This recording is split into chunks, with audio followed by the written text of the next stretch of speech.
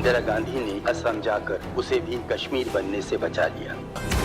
You have effectively declared war on Pakistan. You should have rethought this decision.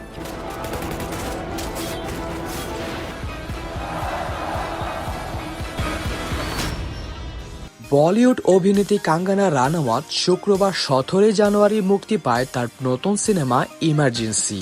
এতে তিনি ভারতের প্রাক্তন প্রধানমন্ত্রী ইন্দিরা গান্ধীর চরিত্রে অভিনয় করেছেন। তবে প্রথম দিন থেকে এই সিনেমাটি বক্স অফিসে ধীর গতিতে এগোচ্ছে।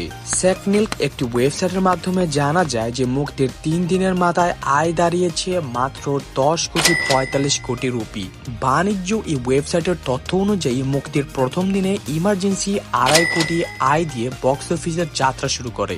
দ্বিতীয় দিনে আয় বেড়ে দাঁড়ায় 3.5 কোটি রুপিতে। এরপর তৃতীয় দিনে আয় করেছেন 4,35 লাখ রুপিতে, যা দ্বিতীয় দিনের আয়ের থেকে সামান্য বেশি। ভারতীয় এই গণমাধ্যমের তথ্য অনুযায়ী হিন্দি ভাষার সিনেমাটি আয় বেশি করেছেন। সিনেমাটি ভারতের প্রাক্তন প্রধানমন্ত্রী ইন্দিরা গান্ধীর জীবন এবং 1975 সালের ভারতের সবচেয়ে বড় রাজনৈতিক সংকটের উপর নির্মিত হয়েছে। কাঙ্গনা এতে ইন্দিরা গান্ধীর চরিত্রে অভিনয় করেছেন। অভিনয়ের পাশাপাশি এটি নির্মাণের দায়িত্বও ছিলেন কাঙ্গনা।